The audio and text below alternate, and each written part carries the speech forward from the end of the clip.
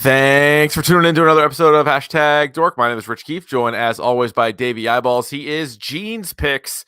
All hail the king of ginger ale. It's Ryan. Davey, how are you? I just want to make. I'm good. I'm good to answer that question, but I just want to make I want to make an unofficial list of nicknames that I've accrued. Okay.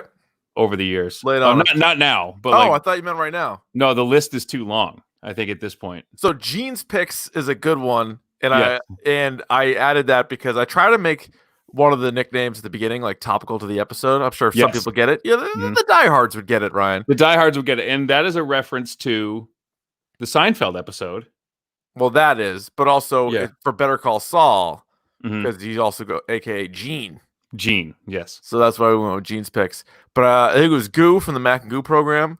He was also saying that you were a Gene's pick on some movie he said he watched based on your recommendation, and it was not good. What movie? I don't know, but he did say that.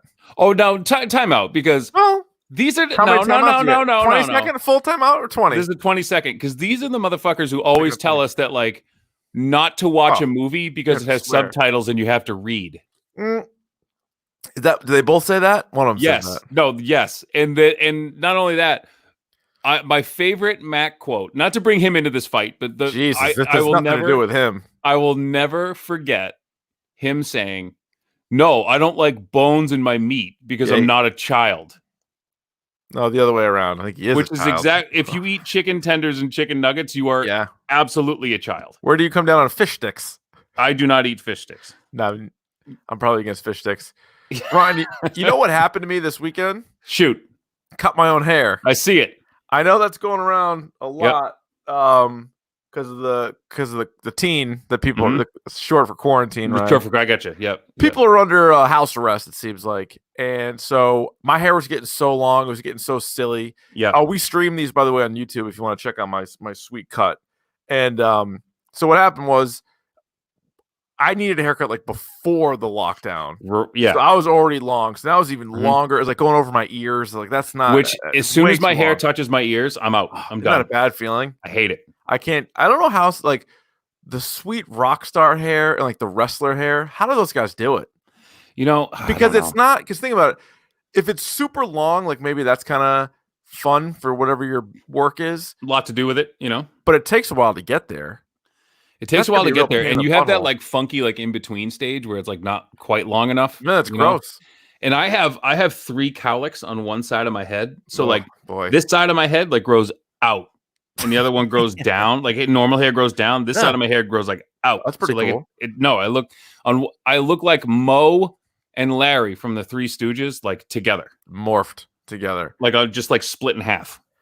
So I ordered an image. I ordered the buzzers, right? Or a little pair of clippers, and my wife's like, "I'll do it. Like, give me a shot at it. I'll do it." I'm like, "All right, awesome."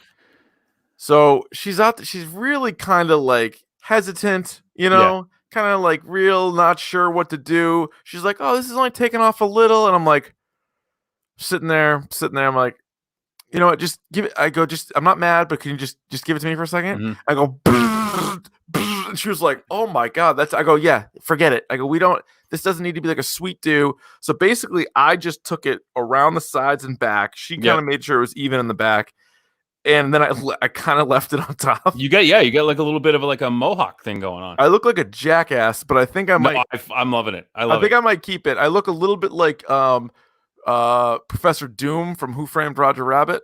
He was the first guy I feel like to really pull off the shaved sides, regular top. It's not as high and tight as his. No, that's true. But it's a nice shape you got going on there. Yeah, I'm gonna fucking keep it because what do you know what the saying is, Richard? It'll grow back. No, the difference between until it doesn't. That's a good point. I am worried about that. I'm going a little further back as we go. Yeah, happened to me. I'm going the other way. I'm going back to front. Ryan, do you know is that how you wipe? Yeah. You know what they say? The difference between a good haircut and a bad haircut is about 3 months. What? I was like 2 weeks. Yeah, it's literally like 2 weeks. Like who cares? Like whatever. And you know what? Like who's seeing you? Other than like the people we have on YouTube, who's seeing you? Like doesn't matter. My wife and my sweet daughter, who I thought was gonna be a little scared because she was getting used to like long haired dad. Yeah, right. But she was like, she didn't care. She was happy with it. So yeah, I shaved my beard once for Movember, and I just wanted to must have scared the crap out of them. They hated it. Yeah, everyone in my house hated it. So I can't. So that's why people I take it down like in stages, but yeah, it's not to shock the system. No, it was bad. There were tears. Ryan, speaking of tears, I noticed that you are doing a fun challenge on your Instagram. You can follow us on Instagram at Dork Podcast. You can also follow Davey at rvond603. That seems to be fun around the house. People must like you. Can you explain to the listener what you're doing? So I had to go and get some stuff from the hardware store, and I needed to get propane for my grill. Now I understand we're doing social distancing and stuff, but I needed to get gloves, like rubber gloves. I needed to get like all stuff you needed for like quarantine. I needed a slip and slide. I needed a sled. Right. And there were several things that I needed. One of them was like a box fan, and like obviously in this time, like there's this great like local hardware store like right down the street from me. So I'm going there, and like there's a long line because people obviously are, there's stuff that everyone needs. People are getting propane refilled for their grills because it's starting to be nice out. I was one of those people. Sure. So as I'm standing in line, I see this miniature, as far as air horns go, like this miniature air horn, and it was like $7. That's a have to have. And I'm like, yeah, we're gonna have some fun with this. So what I'm doing now for the foreseeable future is every day I just carry around this air horn in my back pocket and just wait for my wife and kids to turn a corner and just hit them with like a little like just a little, like a goose, like just goose them a little bit. You might not know it to look at me, but I am very, very light-footed, I'm told. So I sneak up. Cat burglar. Yeah, I sneak up on everyone in the house. Yeah. Unintentionally. So like they never know where I am. I like that. So I can get around the house and just give them a little like, wait. No, I'm not gonna do it. My kids are sleeping. But I So understand. just like, and I videotape it on Instagram. You could be like a sidler, like in Seinfeld. Like, have you ever seen that thing where people ghost people, where they like walk as close as they can behind them and see how many steps they can walk before the person usually do that. I do it a lot, and I actually get pretty far. I feel that could end poorly. And when people catch me, I tell them the thing that you used to do, which is like I would be walking, and then all of a sudden you would just do like a 360, like around me. Yeah, like we'd be like, "What are you doing? What do you mean?" Like, I'm just walking. It's almost like like Crazy Ivan. Yeah. So I am a great sidler, and so just to shake it up on my Instagram story, I'm just like giving a little tootskis, just having a good time. I'm sure they're loving it. And too. I stole the idea from the show Afterlife with Ricky Gervais. There's like him doing it to his wife. So I was gonna say, I feel like that's a Bam Margera to his mom type of thing too. Yeah, but it's like it's harmless. It's not. No, there was some malignancy there with him. He was much more mean spirited to his dad. I feel like his mom, it would be more like the air horn prank. But yeah, I've just that time when he just wanted to get April to say the F word. He just wanted him to, with the alligator. They put an alligator in her kitchen. Is that real? Yeah, is that real? I just want my wife to call me like a fucking asshole, like on my Instagram story. Yeah, it's coming. Yeah. It's gonna happen. Either that or you just don't see me anymore. You're gone. I'm just gone. That'd be the first place I'd look. She feeds me to the tigers. She could, like Carol Baskin. Killed her husband, smashed him. Yeah. All right, Ryan, you ready for the news? Sure. All right, this week in #Dork is brought to you once again by the Griffin. What's the Griffin, you ask? The Griffin? The Griffin? Ryan, let me tell you this. It's a novel. And let me give you the quick synopsis for it. Make you interested. Sure. When Avery Cole, a young man who thought having let me have it again. When Avery Cole, a young man who thought having to choose a brand of toothpaste was too much responsibility, decided to relieve himself in the back alleyway of a bar, he never expected to become the unwitting vessel for the sword Excalibur. Or that this one ancient would let me have it again.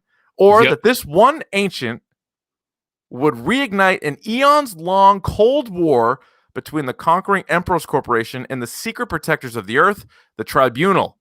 Though he would prefer to just run the other way, Avery will be forced to accept his role in this new world from a motley crew of companions composed of a dwarfish bartender who may be Earth's first hero, a monster hunter exiled for the crime of compassion, a steampunk cowboy murdered by the corporation, and a samurai betrayed on the eve of his greatest victory.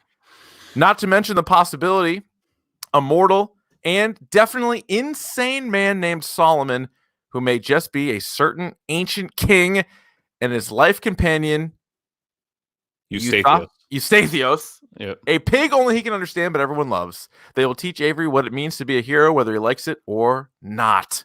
Or Eustathios. Who is it now? I'm just trying to do the Greek pronunciations of that name. Yeah, give me the Greek if you could. It's like Eustathios. Is that Greek for pig? I'm trying to put no. Okay.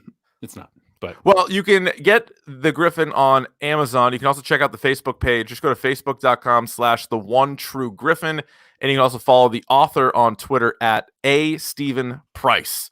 So check out the Griffin. Ryan, the Marvel Cinematic Universe, like every goddamn movie, has had to make some changes, and they've moved start times, etc. And we have the slate here for the MCU, and it's not pretty. It's just a long time away. No, it's a long time away. Yeah. So Black Widow's this November. Mm-hmm. Eternals next February. Shang-Chi next May of 2021. Spider-Man 3, November of 2021. Then in 2022, if any of us are still around, Thor 4 in February, Doctor Strange 2 in March, Black Panther 2 in May, Captain Marvel 2 in July. You know what, though? Like, this is kind of a blessing in disguise. I don't know if you see this is the thing for me, right? You think giving it like a little bit of time, give a little bit of room to breathe a little bit. Okay. The other half of me says, like, no, keep going. Like, while it's still hot, keep going, because people might lose interest if you keep pushing them back. Obviously, they have no choice, but like, it might be November till we can actually go to a goddamn movie theater again. And what better way to kick that off than Black Widow? True. You know, that might be the first movie we see at the theater again. Probably. Yeah, there's a good chance. I'll tell you what, it's the first one if I'm going to the theater, that's going to be the first one. I'm waiting that long. Yeah, probably. Doesn't seem like the best place to go. No. Would you go bowling right now? I would go bowling. Yeah. Because you're allowed to bowl in Atlanta right now. Well, there's space. You know, it'd be like you're using the same fucking ball and the same shoes. No, I have my own ball and my own shoes. I do not. That's a joke. I don't. But my point is, I believed it. I would go golfing right now. Yeah, I think golfing is like the safest thing you could do. Yeah, I don't want to shit on bowling. I like bowling. I don't want to shit on bowling. I'm not shitting on bowling. If you have a bowling alley, like, I just feel like it's not the best time. I feel like in days gone by, if you were to go bowling and there was one person in there was sick, everybody's gonna be sick when you leave. Oh yeah. Yeah, everybody's touching everything. Like, you go play arcade games in there. You're all slicked up. You're eating pizza. You're sharing brew dogs. I don't know. You're sharing out of a pitcher. Like, everyone's getting sick. For fuck. You eating that like scummy, like pizza good. that they have there with their weird dough. Yeah. How about we got a name to the sequel of Venom and a release date? Sure do. Venom, Let There Be Carnage. June 25th, 2021. I guess we're doing it, right? We're doing this. Carnage movie. We're doing it. My fear on this one is the first thing it reminded me was the second Fantastic Four movie, like the sequel, the one with like Jessica Alba, was called Rise of the Silver Surfer. And there was no more Silver Surfer after it. It was the first and last time we saw one of the great characters in comics. Yeah. Well, it might not be the last time. No, but until that point, it was. Yeah. We haven't seen him since. But anyway, and there's a strong argument, by the way. You'd be excited. I was reading this too, not to add to the news, not to step on your funk. Get in there. That there's rising rumors that Dr. Doom is going to be the big bad in Black Panther 2. Yeah, I like that. I'm all in on that. I know you pitched a good idea about Namor. Yes, he's a good guy, but I think Doom has to play now to further that idea. I think Doom has to play a hand in that. Okay, where he's playing both sides, and it's like revealed that it's him. Puppet Master. You know? When's Puppet Master going to be in there? They were setting up Puppet Master in the chickless Fantastic Four universe because remember he was going out with Alicia Masters. Yes, who was the daughter of Puppet Master. Yes, I remember. No payoff there though. Unfortunately, no payoff there. That universe kind of fell on its ass. Ryan, Thor, played by Chris Hemsworth, he has a new movie on Netflix right now. It came out this past weekend called Extraction. Did you see it yet? I did. I watched it. What do you think? It was okay. There was a lot of so the guy who directed it, so the Russo brothers actually wrote the screenplay, and it's based on a graphic novel that they wrote. Yeah, and they both produced it. I think one of them wrote it or something. And so the guy who directed it, I think it was like his first time directing a feature film, and he's been like the stunt coordinator for like every Marvel movie. Oh, okay. So it's kind of like they're drawing comparisons to John Wick because the guy who directed John Wick was a stunt coordinator, and that was like his big first project. There is some John Wick to it. Like some of the violent scenes have a little John. It's not as good as John Wick, obviously. To me, this is like if you were a stunt person watching this, you would be like, "That's fucking cool!" Like the way they, because it's like definitely like a stunt person's movie. Because I liked it. I thought it was like a poor man's Man on Fire meets John Wick. That's exact. That I'm the man. I'm upset. I'm upset with you right now. Yeah, because that's exactly what I thought. Yeah, it's like it's Man on Fire and John Wick. Like those are the two movies it is, and it's like it's a JV version, but there's no shame in not making the varsity when you get those guys up there. No, and not only that, but like there's kick-ass action in it. There's some really cool fights. Yeah, so I liked it. I thought it was like, and for a free movie too, like or a Netflix movie, like you can't really beat it. Like the last one I saw that Six Underground with Ryan Reynolds, which was just like chaos, but this one's better. Yeah, this one you can tell like some of the effects are like they didn't have the budget to like really do them. CGI missed a few times. There's like and just point you to the smoke, like the black. Every time you see like black smoke, you're like, come on, Yeah, it was that was a little whatever. But if you like just straight dope action, like there's not that much of a story to it. It's like a guy has to get a kid out of a bad situation. A lot of guns. And a good cameo. And a real good cameo. Won't spoil it for you. And I would say, for me, predictable, like the way that arc went. Oh, yeah. But very, very predictable. When that person showed up, you're like, oh, cool. Yeah. And then he had like a cool like 10 minutes, and then you know what's gonna happen. Yeah, you do. But anyway, so check out Extraction. Also, Netflix news: Dead to Me season 2.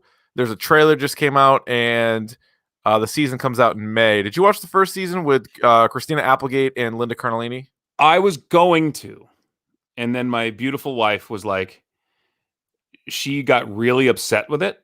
Oh, because she's like, I know, like what's gonna happen. Like based on the first like 4 episodes, she's like, I knew what was gonna happen. And then when she thought was gonna happen did happen, she was mad, and now she's mad. Oh, so she's like, I'll watch the first episode of the second season and give it a shot. Yeah, but like I didn't like love it, but it was like one of the few shows my wife and I could watch together. So we're like, and that's why I'm interested. And then like rather than all right, I'm going to go downstairs. It's like all right, let's watch this together. Mm-hmm. Ryan, Disney Plus is going to be releasing like a documentary centering around the Mandalorian. Yeah, and it's going to be like a weekly series, and it's starting on May 4th. May the 4th be with you. Sure. That day also, in addition to being Star Wars Day, is going to be the last episode of the Clone Wars. Sure is. And they're releasing The Rise of Skywalker on Disney Plus. So next Monday, we got all that. And that's not even the biggest Star Wars news of that week. The biggest Star Wars news of that week, Ryan, is the fact that our episode next week will be the final season of the Clone Wars. It's just rounding it out. How do you rounding it out? How do you like it? All Star Wars, all the time on May 4th. All right, Ryan, that's all the news I got. Do you want to get to your news? Yeah, let's get to my news. All right, what do you got? Okay, so this is a bit of sad news. And just the dickheads of the internet. Naughty Dog released a statement today that not only was their game going to be released in June of this year, they believe it's June 19th. The Last of Us 2 is going to be released.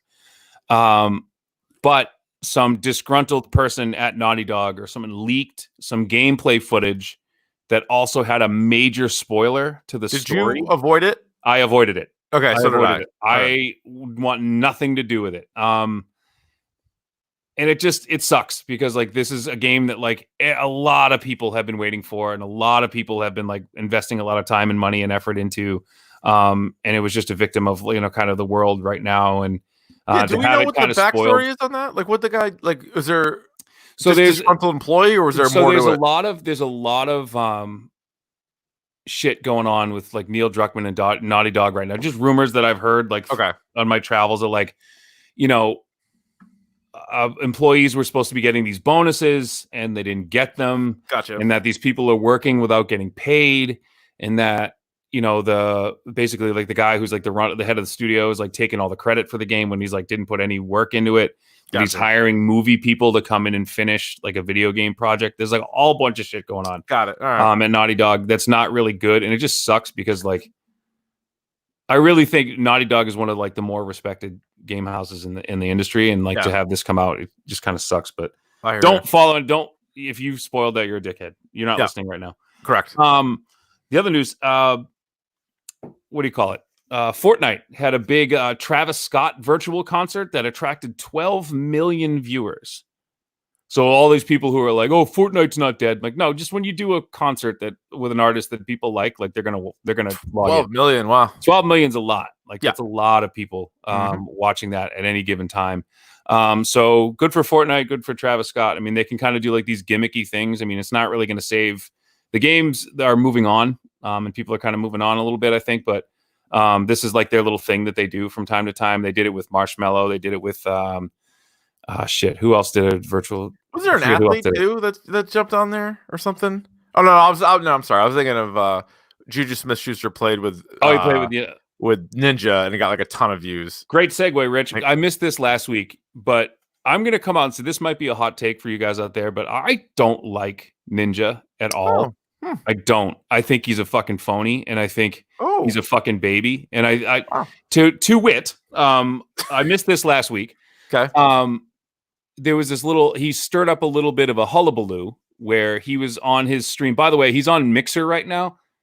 He went exclusive with Mixer instead of Twitch, and he's pulling like between 4,000 and 7,000 viewers. That's it. Is like that's it. Like that, like as highest, it's like I saw him in the last. Is that real? Month. He's only getting like 7,000 viewers. 7,000 people, and like the thing is like if you go over Twitch right now, like I guarantee you, like if I pull up Twitch right now, Disrespect right now has 32,000 people watching him, and Ninja we're on at most is pulling 7. 32,000, and we're on. And we're on. He's competing against us. And we're on like competing times. And he's still and not only that, but like people are at home. So now's the time. Like now's the time you should be cleaning up. Right. Now's the time you should be cleaning up, and you're not, right? So he goes on this thing and he's like, he starts talking about how, you know, anytime he plays with somebody, the first thing plays with irrelevance or whatever he called them. He's like, they bring up like how I'm trash at Fortnite, how Mixer sucks and whatever. And he starts going on this thing about how like he could buy the bank that owns your home and foreclose your home. He's that guy? He's that guy. He's always been that guy. I don't like that guy. I hate the I could buy you guy. We hate that guy. You know how I feel about that kid too. Yep. We went to school with a lot of those kids. We don't like those kids. No, we don't care. Not only that, but like you're in the middle of like the greatest recession since the Great Depression. Yeah, now you're going to start fucking particularly poor time. Yeah, and you're going to start, and that's the thing. Like, if you're going to do like this wholesome, like good guy attitude, like you can't just I'm just kidding out of this. Like, no, right? Like you're a dick, and like I hate that. And every time he loses at a game, he like complains that people stream snipe him and complains that like the tournament was like he's just such a fucking baby that I can't stand him. So like that, I've never said that on the stream. I don't think. I mean, on this podcast, but I want it out there that like I think Ninja fucking sucks. Davey hates Ninja. I like it. And like, say what you want about him, like, oh, he's like a pioneer. Like, you're still a dick. Like, I don't care. He's a dick. Sad news. WWE 2021 has been shelved. 2K is not coming out with a 21. However, they are releasing a WWE Battlegrounds instead. Now, this is a arcade kind of over the top. Think NFL Blitz as opposed to Madden. Okay. Yep. This I'll play because I feel like why we talk a lot about how we played like WrestleMania 2000 and like all that stuff. Right. The most fun part about that game is that it was easy. It was super easy to play. Yeah, when it gets super complicated, when it's like a sim, you have to like, yeah, you know, like grappling is super weird now. Like if you just hit a button and hit another button to like throw somebody, like that's what I want. Like if you want me to get me back into wrestling, this is the way. It's got to be arcade. It's got to be over the top. It's got to. So that's what's coming out with that. All right. And I have some wonderful news for you, Richard. Thank God. Let's get some nice news. I need some nice news. From 9/4 to 9/7. All right. PAX West is still planning on having their event. PAX West, huh? PAX West. What do you say to the PAX people, Richard? Good. Have your event. Go ahead and everyone have it. Who goes there is going to get the COVID. You might. Good. The way things are going right now. The way things are going, and they're still going ahead with PAX. These goddamn people at PAX. Like, do you know? What do you know? We're done. We're done. We're done. You're done. You're done. You're done. You're done. We're not doing. You know why? We're done with that. Because we said so. That's right. Because the bad boys said so. Because the bad boys at Comic-Con. Yep. And it's going to be a disaster. Game convention. And it's your fault because you just want to make a quick buck. You suck. Suck an egg. You suck. PAX. Well, that's very good, Ryan. Oh, also, Lamar Jackson's going to be on the cover of Madden. Yes, that's right. Lamar Jackson is going to be on the cover of Madden. I didn't want to mention that. I didn't want to jinx him. Yeah. Is the Madden curse real? Not anymore. Patrick Mahomes was just on it. Tom Brady was on it when he won, and there's like another guy. It's the last two guys have won the Super Bowl. I believe so. I think it. Yep. So it's gone. It was a real thing for a while. It was hit a very bunch real of guys for a while, but it got Vic, it got Gronkowski, it got Ray Lewis, Dante Culpepper, Eddie George, Peyton Hillis. Who was the Sean Alexander? Sean Alexander. Yeah, it ravaged a bunch of guys. Mm-hmm. But then Beckham, or did it get Beckham or did it not get Beckham? I forget. But no, the team sucked that year. Like they stunk. Oh, okay. So anyway, Ryan, let me ask you something else. Are you ready for the topic du jour? Yo, fuck PAX. Well, I'm glad you asked. It's Better Call Saul season 5. Oh, good. So we haven't done any of the other seasons, but that's all right. That's all right. We're going to do season 5 right here. It's an AMC show. It is 10 episodes per season. I believe the first 4 seasons are all on Netflix. So if you want to jump aboard that train, you can. This one on AMC on demand, I'm sure you could go through and watch. We'll hit on stuff from the other seasons, but this is going to be focused primarily on season 5. But let me start out by asking you again, spoiler free, as we do with all of our TV and movie reviews. Ryan, did you like it? I'm kidding. I fucking love this show. The show's awesome. It was so goddamn good. It's good. This show's good. This might have been, maybe there's some recency bias, but this is at the very least as good of a season as it has had. Oh yeah, absolutely. If I remember correctly, season 1 was so good. Season 2 kind of was like, oh yeah, to me this is not Breaking Bad. You know, it was like that's how I felt. I'm like, yeah, I like the characters, but no, this is not Breaking Bad. And then it got better and better. So season 2, I believe, is the worst one, but everything else is just very, very good. Yes. Also, well, we'll get to the Breaking Bad characters because now you're starting to get closer and closer to it's just season 1 of Breaking Bad. We're like knocking on the door. And we've done, and you can check the archives, we've done every episode or every season of Breaking Bad, and we even did El Camino for standalone episodes. Where was Saul Goodman for you, like on your list of favorite Breaking Bad characters?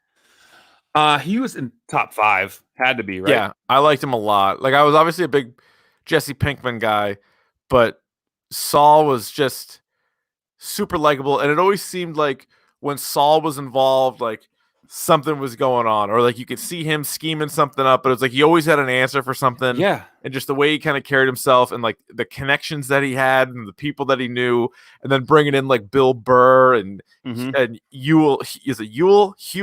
Huel, like bringing those guys in was just great. So I always liked them, and it was really in a way like the perfect character to do like a spin-off show of.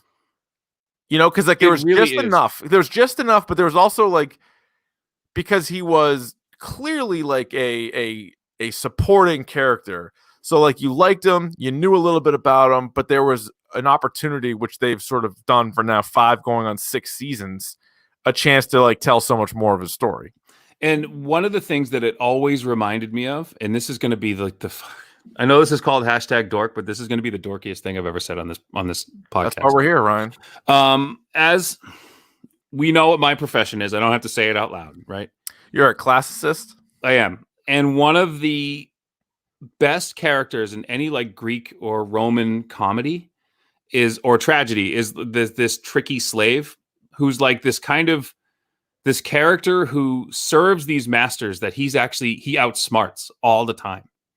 And like how, like the whole plot, he kind of drives the whole plot and keeps it going. while like the people above him like are supposed to be the ones, the smart, more powerful people are supposed to be the ones figuring this out.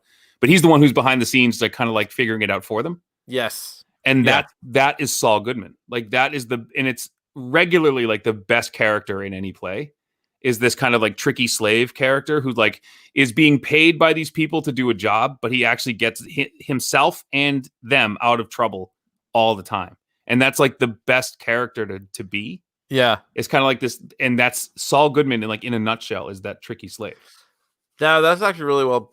I never thought of that. That's interesting. He is. And I don't know.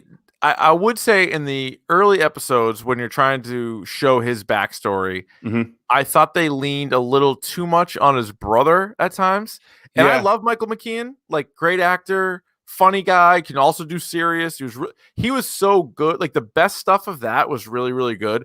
But it just felt like it went on too long for me. It did. I mean, that was the thing with him with the cell phones and the tinfoil and all that shit. I mean, that went on a little too long. Yeah. But this idea of like that's what Jimmy like could have been or like should have been. I keep calling him Jimmy, but we're obviously talking about Saul. Jimmy, Saul, Gene, but Jimmy. Yeah, it goes to show you like where he's kind of coming from. Yes, and like, why he didn't want to be like that. Right, like all of his motivations. Right. And then like he finally is full go Saul Goodman because for the first several seasons he's Jimmy McGill, and then he's like full on board Saul Goodman.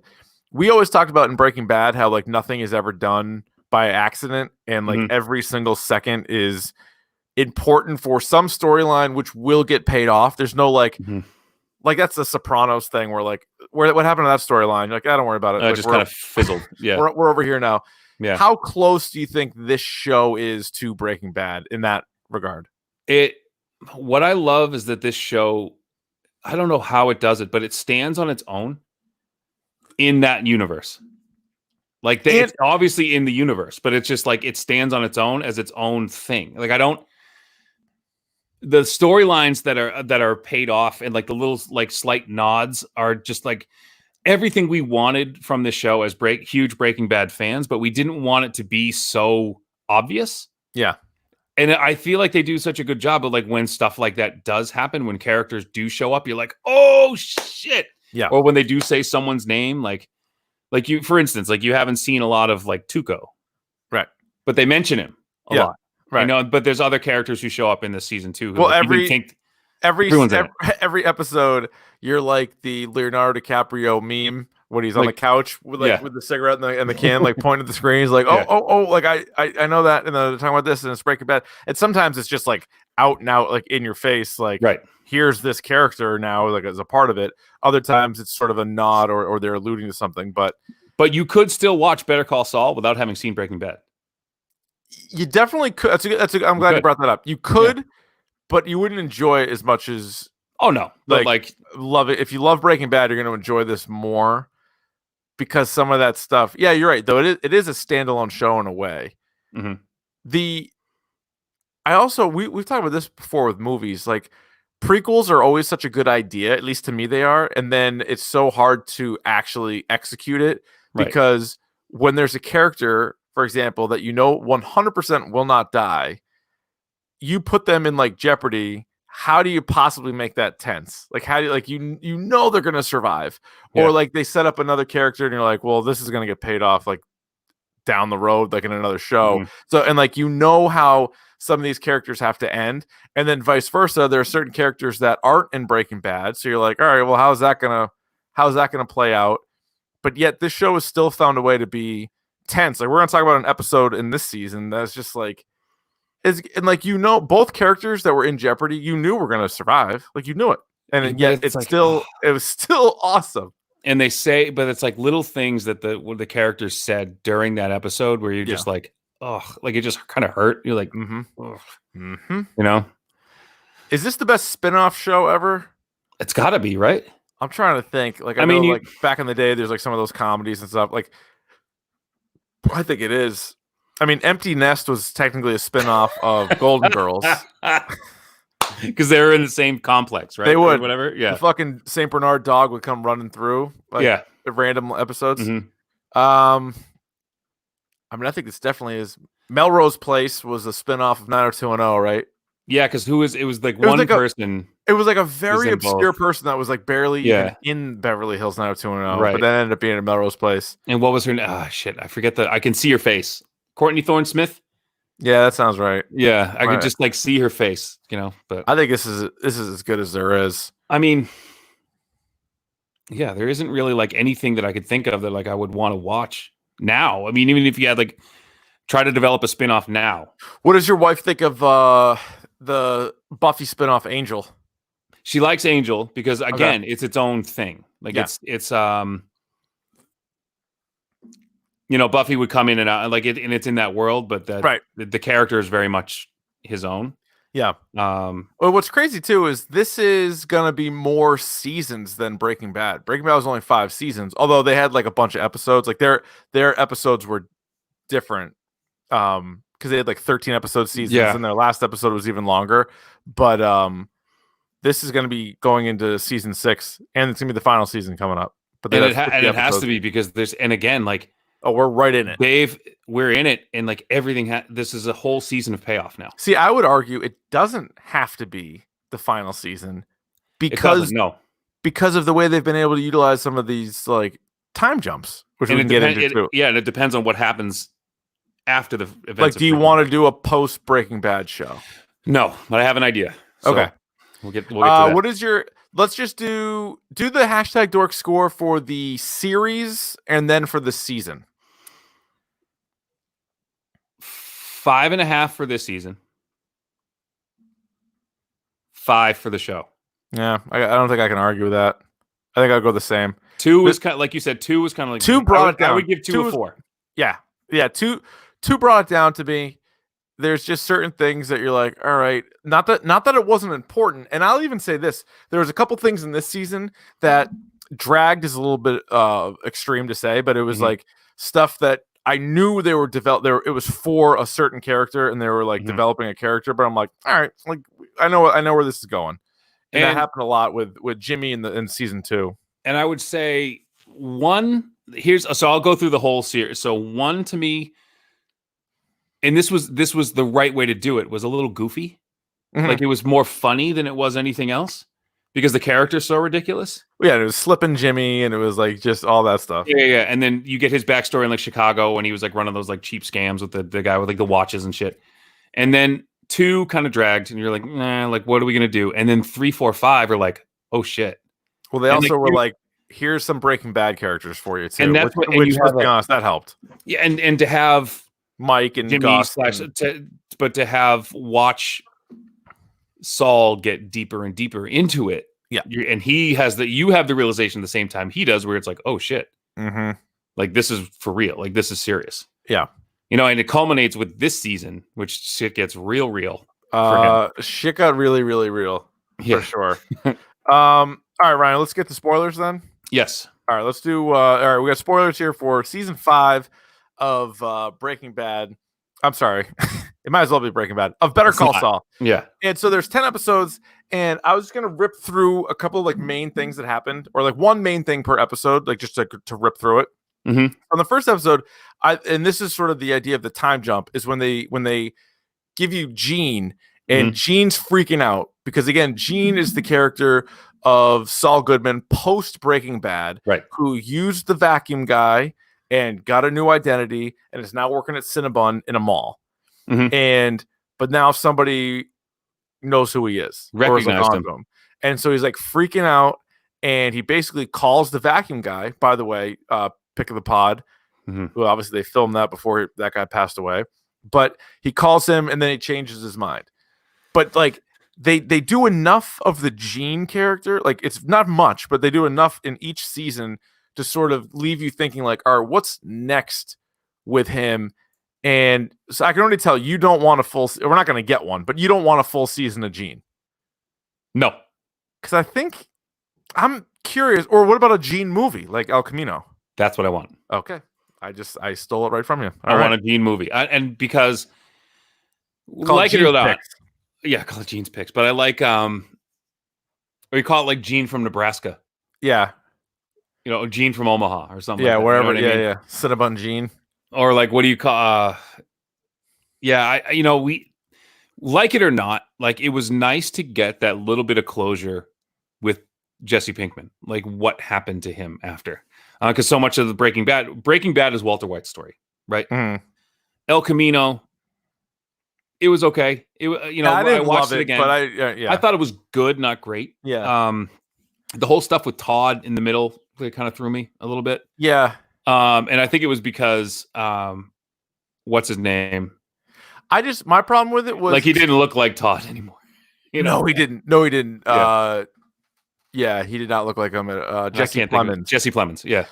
The thing with El Camino to me too was like there were so much flashbacks, and it's the same idea as where you're like, all right, if it's a flashback, you're not really pushing the story forward. You're adding a few more details, but like we know he makes it out of that part, right? And like I didn't those things, and I didn't really need El Camino, but it was nice. I feel like Saul needs that more. Like Saul we need to figure out what happens with him. Well, unless they do like a chunk of that in season 6, where it's like if it's 10 episodes, like 5 is like what happens with the Salamancas, and 5 is what happens. If they go into Breaking Bad, they even overlap with Walter White and Jesse Pinkman for like one episode. That's all I need is one episode of those guys, and then you get into Gene for like a episode or 2. Yep. So, but anyway, so that was interesting. Episode 2, you get Nacho. Nacho's a big character in this, and he's working with Gus now, like trying to prove himself to Gus, and he's also working with Lalo, who is taking over now. He's up from Mexico, taking over for the Salamancas. But again, just sort of showing you like the double cross and what's going on. Anything with Gus Fring is good. Like, always. Absolutely. But these episodes too, like they were good, but it's really towards the end where it really gets going. Yes. Episode 3, Jimmy's working. He gets in touch with Lalo. Lalo helps him get Domingo out, and this is where you get Hank and Gomi. So it's the first time those guys have appeared on Better Call Saul, and it was awesome because I think you hear Hank's voice and then like see his gut, or like it's one of like, you know what I mean? It's like he and Gomi have that good relationship too, where they're always just shitting. And you have like that DiCaprio moment where you're like like you hear the voice. Yeah, that was good stuff.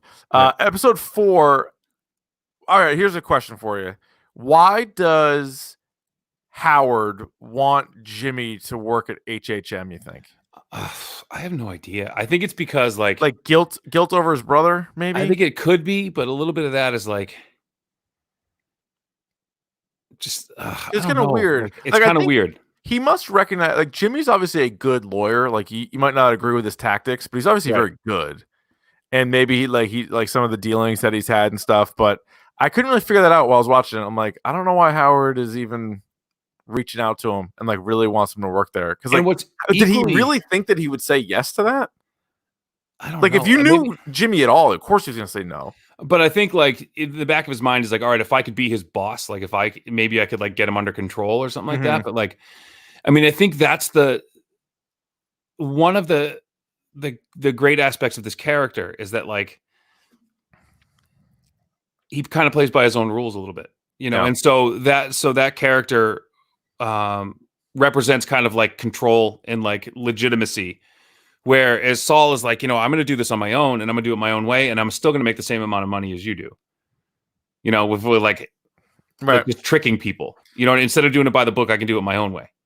Yeah. And like it cut corners and like be easier, you know, and kind of be free of that stuff. And well, I think what was weirder too is like not only that request, but like then the subsequent response, which was super weird, like the bowling balls and like the hookers. Like, what are you doing? And there was like a whole scene of him like trying out like what was he gonna throw on the car, and the whole time like, what are you doing? Like what is he doing? A sewing machine and like a typewriter. I thought it was like I assumed it was for like a client or something. I'm like, I don't know what this is. I thought it was gonna be some like Indiana Jones switch, like with a bag, like he's getting the weight down, like there has to be the right weight or something. But there's like that. Gotta be some like smart explanation for why he took Howard's, because he also there's that line that he says to Howard where he like kind of blames him for his brother's death. Yeah. Like he kind of jabs him with it. But like, so you send hookers to his table? I mean, I guess you just want to embarrass him or whatever, but it seems pretty lowbrow. Like and that's the thing. And that's what. And I think it'll tie in with Kim, which we'll get to. And Kim, to me, this was like her season. Like her story arc is basically the most important thing from this whole season. Episode 5 was the one where Mike wakes up on that ranch after he'd been the shit kicked out of him. You got shivved. Like the episode before, he got absolutely destroyed. That was an interesting episode, just watching him kind of figure out where he was and what was going on there. And also, you get Jimmy and Kim kind of working together for Kim's client. And this was the one story in this season that I thought dragged. But there was a really good payoff to it in a couple episodes. But it was like, all right, like you keep going to this guy. He doesn't want to move. Keep going back to him. And because it was just more about Kim being like, all right, what is she willing to do? Like, what kind of lawyer is she going to be? And is Jimmy a bad influence? Like, that's kind of the whole thing. So then episode 6 is the episode I remember. I think the second half of the season was so much better than the first half. Better. The first half was really good at setup and like it put you where you needed to be. And like you, the corporate stuff kind of threw me off a little. I'm like, okay, like, all right, got it. I thought where it went from good to great was right here. And episode 6 was entitled Wexler versus Goodman. And so Kim thought she was working with Saul like to help out this guy who she's supposed to just kick out for her company, but she's like has a soft spot for him. But then she's like trying to cut him a deal and whatever. And then they hire that guy. And originally Saul tried to go to Mike, but Mike was in that ranch, so like he couldn't get to Mike. So he goes to this other guy who gets information. Didn't think it was information, but turns out it was like a lot of information. And so, but then Kim's like, "Yeah, just drop it." But do you know who that guy was, by the way? That's that's Trevor from Grand Theft Auto 5.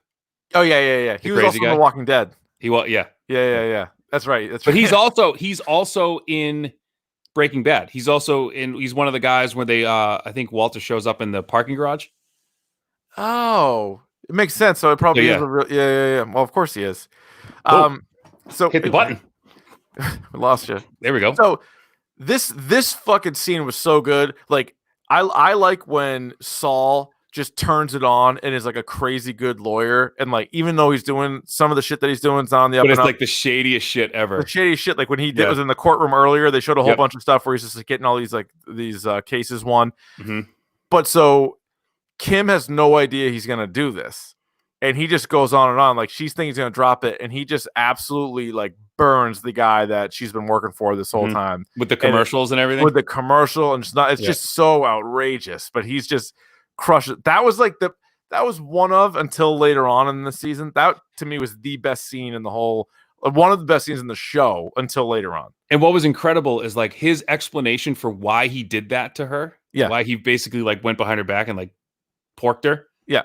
Was because like he said, if you knew what I was doing, you would have gotten in trouble. Yeah, he's like, you knew your natural reaction was perfect. But she's like, yeah, but you made me out to be like the sucker. And he's like, yeah, but like you had to be. Like you had to be in order for us to win, you had to, and that just goes to show like how far he's willing to go. Yeah. But you can also tell they've done a really good job on this show over the course of time, having Kim go from like the person that would like tell on you for going 70 miles an hour and a 65. Or remind the teacher that they forgot to give homework. Yeah, like that's how she kind of started. And now it's like, I don't know. I think she's really impressed by Jimmy, but also because she really wants to do like the pro bono cases. And like, I think she's kind of caught in a weird spot where she doesn't really know what's the best. So maybe it's not the best methods, but if you're helping the right people, that's how she's maybe justifying it, I think. And it's like that, that like black hole that she keeps getting sucked towards. And like it culminates too with like them being in the hotel, like after Saul gets back and like what they're going to do. Oh yeah. So what's his name? Hal. And she's like, we should just like, basically just kill him. And like, it's like get him like disbarred or like put in prison. Yeah. And they're like, what? Like, what are you talking? And he's like, like it went like past where Saul would go. Yeah. And he's like genuinely creeped out by the whole thing. Yes. She's done like a 180 in this. Well, or to steal a phrase, Ryan, she is broke bad. She is broke bad. And Saul knows it's his fault.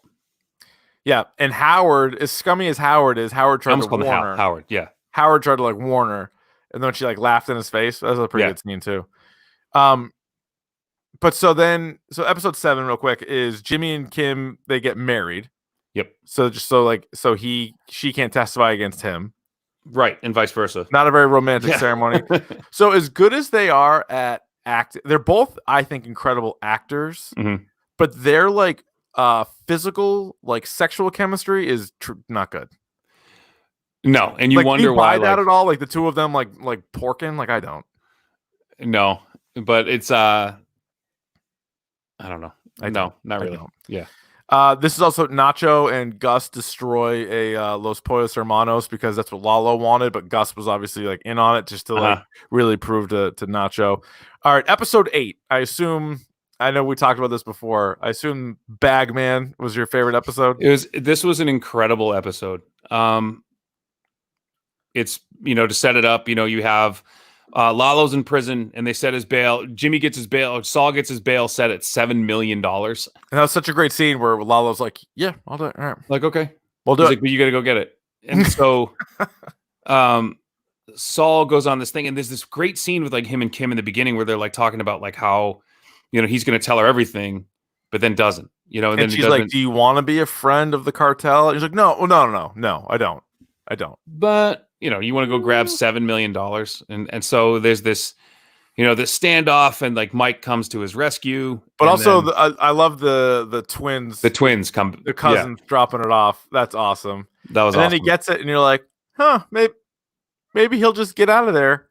No. Yeah, no. In his shitbox. You wonder when that shitbox car was going to go away too. Yeah, I was waiting for that. And there's this, this.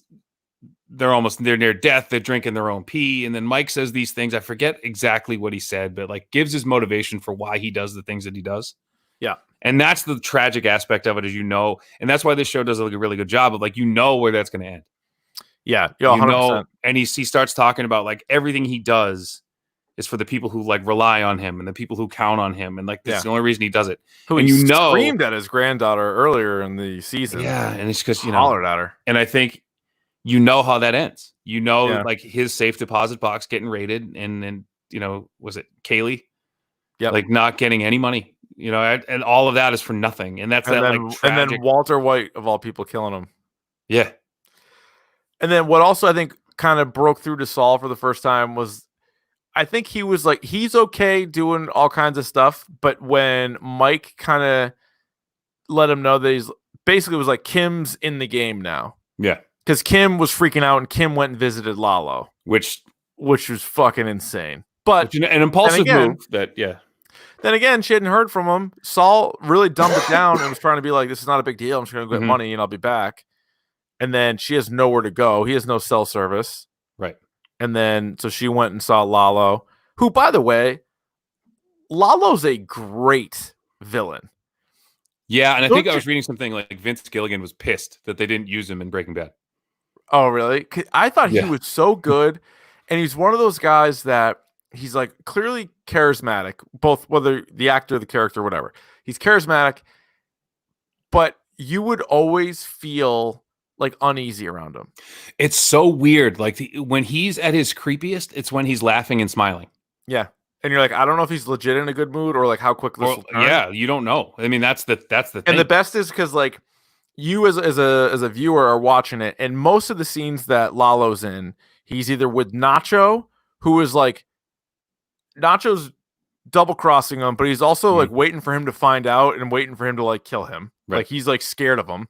And then or like Saul, who's like freaked out by him too.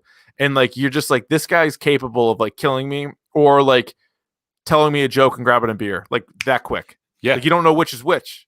And he could kill so good. He could kill somebody and then put his arm around me and we'll go like nothing happened. 100%.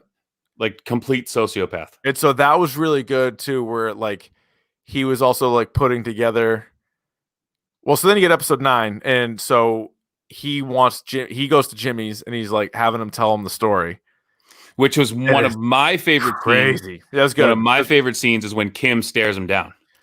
That was like, what do you think that was? Was just like at this point she was like, what do we have to lose here? Well, the other thing too is like, and we're into spoilers, so like you don't know when she's gonna go. He could have just like you know what I mean? Like that character. Kim could go to any time. The one, and you and I talked about it throughout the whole season, like before we did this podcast. So like, how is that going to end?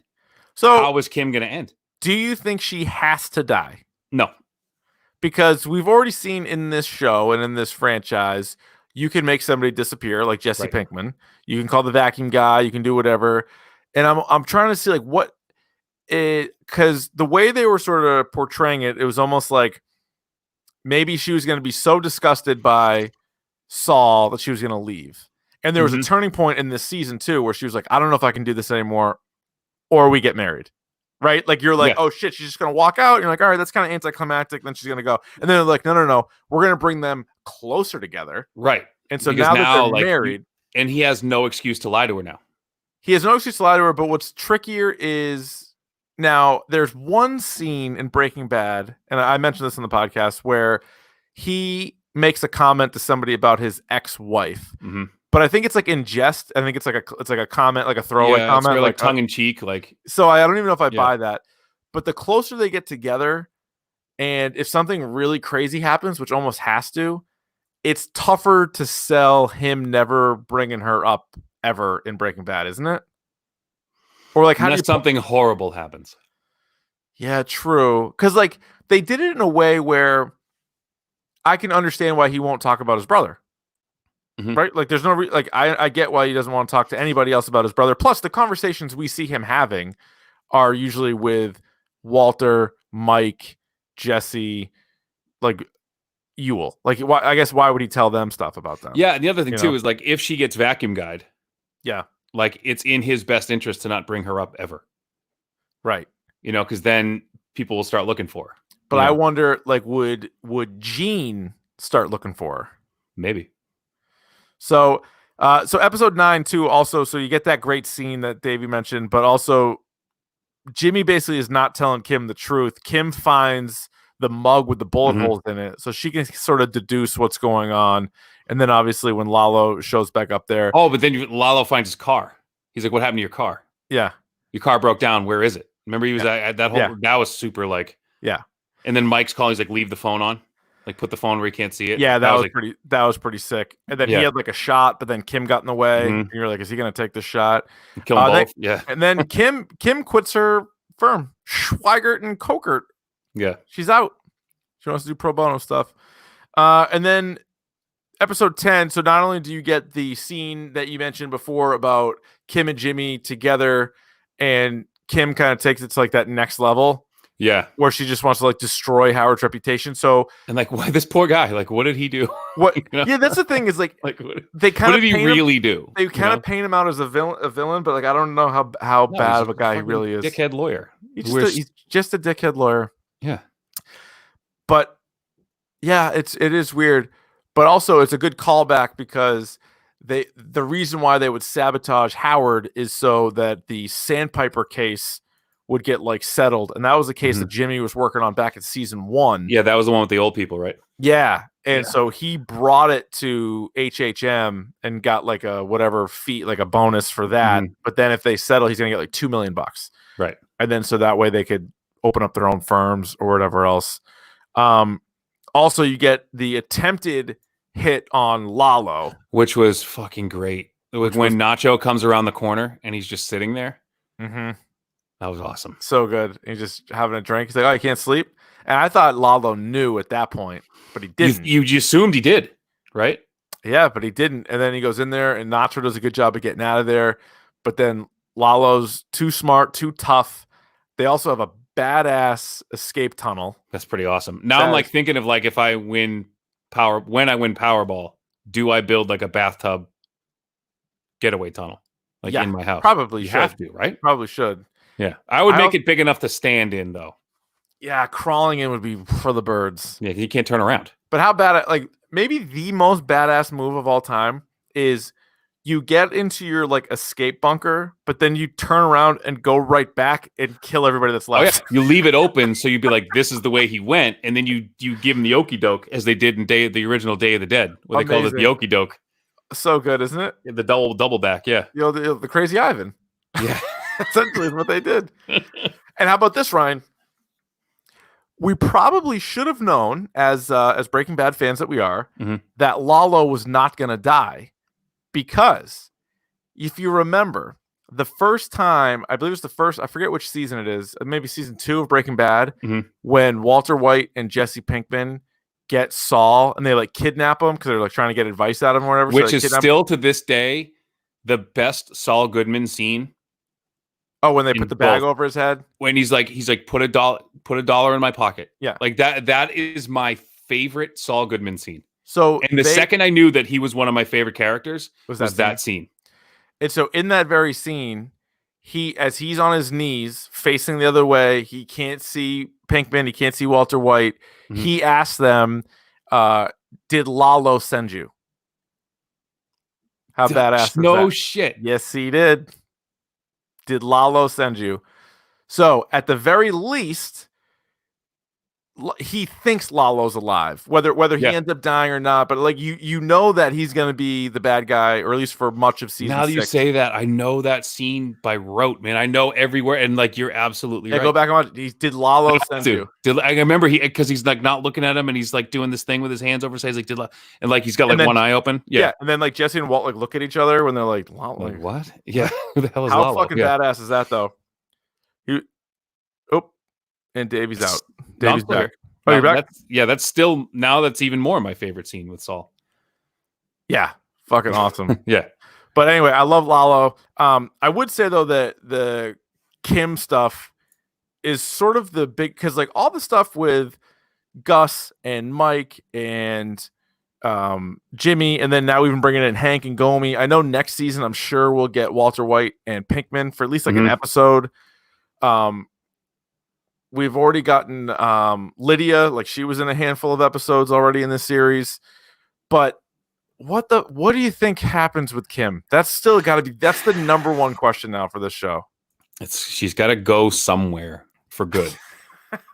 Whether it's like, with she get killed. That's the thing. Like she's killed or she disappear, or both. It's got to be something, but and I'm glad that this show and these characters are obviously in the hands of Vince Gilligan and these writers, because they'll figure it out. But it's got to be something that's like permanent, and so she's gone for multiple years. Where he's still practicing law in New Mexico, so it's not something bad enough where Jimmy or Saul leaves. Saul's still tied in. It's weird. I don't know what they're gonna do, and hopefully like you said, I have faith that if people like the Russo brothers and Kevin Feige can pull together 23 movies, that Vince Gilligan and his staff of writers like has this figured out. Like they've had it figured out forever. That's true. They can do it. It's already done. It's just like it's just putting pen to paper and being like, all right, how do we like put the pieces together? Yeah, because it's funny because like they've kind of teased at certain points, like, all right, she's gonna leave Jimmy now, or like whatever, and you're like, nope, they went the other way, which was such a fucking smart move. Like they got him, they married him. Got us again. Like Jesus. Yeah, so season 6, who knows with the filming and stuff and the scheduling. It's supposed to come out next year, but we'll see. I don't know how they filmed it. Anything else on season 5 here? Watch it, man. Absolutely watch it. Mm-hmm. All right, Ryan, you ready for the old pick of the podcast? Yeah. All right. Would you like to kick, receive, defer, or defend a goal? I will kick. All right, I will receive. I'm going to go with an oldie but a goodie. I am back in on the MTV Challenge. I love this show, and as you know, Ryan, the sole reason I auditioned for The Real World back in the day was so I could appear on the challenges. Yep. It never happened. You got a callback though once, didn't you? I did. Yeah, MTV actually called me. Didn't go anywhere, but I actually got a phone call from MTV, which I thought was something, but I'm sure they called fucking thousands of people. Yeah. I mean, you made it to like the second round, we'll say. So that's right. So I'll take that. I haven't watched for like the last few seasons, so like now there's like a bunch of people that I don't recognize, but it's such a great show. You get and like how old are those people who are still fucking hanging on? So they're like CT and Johnny Bananas are still on it. Like this is their paycheck. Like this is their only job, right? And they're all like personal trainers, and then they wait to get called for this. Well, then like CT. I know CT does like around here, like he does like bar appearances. Like, and he gets paid like $1,000 to like come hang out at a bar for like 2 hours and then go home. Not bad. Like, I mean, that's not a bad life, but like, shit, like you gotta like, I want to say get a real job, but like I'm just jealousy. Yeah, I know. I wish I was doing this stuff so bad. Yeah. Although I don't know how good I'd be at it, because like I don't love heights. I wouldn't say I have like a phobia, but most of the fucking games they play are like super high up in the air, and I'd be like, fuck. Heights don't bother me. Drowning does. So well, they don't drown. A lot of water. No, but it's a lot of water. There's a lot of swimming. I can do that. Every fifth or sixth season, they have you like lay in snakes. Like I'm out. I could do that. I'm freaking do that. You would lay in a pile of snakes. I would be the best Fear Factor contestant ever. Are you shitting me? You would lay in a pile of snakes right now. I don't have a pile of snakes, thank God. You don't have? Get one. I'll do it. Like if we have someone who's in the chat right now who's got a pile of snakes, I will absolutely do it. You'll just lay $500. I will lay in a pile of snakes. Could I bury you in my backyard? Like bury me how? In the ground. Like full on? Yeah. No. Like Kill Bill, bury me in the ground? Hell fucking no. No, but I got somebody on their way to dig you out. That's the game. How do I breathe? I don't know when they're coming. Oh, we'll get you like a little a little scuba thing. Do you want to know where the term "Saved by the Bell" comes from, Richard? Yeah, I do. The old they put a little they tie a little bell to your finger when you're in there. And if in case they buried you alive by accident. Yeah, that's where the term dead ringer comes in. It's not a boxing nor a classroom phrase. No, but that's actually a game, and not that they would just bury you in like Kill Bill style, but that's one of the games they would do is they would have they would bury people alive, and maybe they give them like a little like oxygen tank, and then like their teammates have to like go fucking figure out where they are and like dig them out. I would trust you to do that. I don't know if there's a lot of people in my life that I would trust to come find me. I would trust you because I know you would 100%. Actually like put your heart. I would hurry up because I'd be like I would be experiencing what you're experiencing. See. Because some of the usually like on the final mission on the challenge is usually something like crazy. It's like a super long run, but then it's also like puzzles that are hard. Yeah, and then it's like you got to eat and drink fucked up shit. Which that doesn't bother me. That I could do. That doesn't bother me. And you're like allowed to throw it up, so I'd be like, all right, I eat it. You fucking boot and like whatever. Yeah, but some of the other stuff, man, it's too much. I've eaten live bugs and whatever. Doesn't matter. Doesn't bother me. Johnny Hundo, baby. I do it for $5. I do it for $5. That's an inside joke. Sorry. Yeah. All right, Ryan. What's your pick of the pod? Now, Richard, we don't like to throw around the term must-see TV around here. Boy, no. I think only a couple things. Only a handful of things. Better Call Saul is one of them. That's must-see TV. But holy shit, we're gonna stick with the reality TV theme, and we're coming to. You can get this on TLC. It's coming up to the last episode, I believe, but 90 Day Fiance before the 90 days is fucking lights out TV. It is so ridiculously good that I'm hooked. All right. You've seen the memes, the guy who's like, he looks like Humpty Dumpty. He's got like no neck and he's trying to wheel like the little Filipino girl. Like it's amazing. Amazing. Like these people, there's two people on there who are well into their like 50s and 60s who are like clearly getting catfished but refuse to believe it. Oh God. One is a woman who's trying to meet her fiance Williams. Dead giveaway right there. Like whose name is Williams, right? The plural of William. Yeah. Multiple William. And this poor like 60-year-old guy who's like trying to find like this Eastern European chick named Lana who like clearly doesn't exist. Lana. Like clearly does not. Yeah. of course her name's Lana, right? Yeah, right, exactly. And then you have Ed and Rosemary, who are just the egg and Rosemary. Ed the egg, yep. And just like it's amazing. Like this complete lagoon creature from like Youngstown, Pennsylvania, and like her 30-year-old like Nigerian like pop sensation that he's just trying to get to America. He's just trying to get over here, man. Disgusting. Like you know those people who are like who are like gross but are like nice.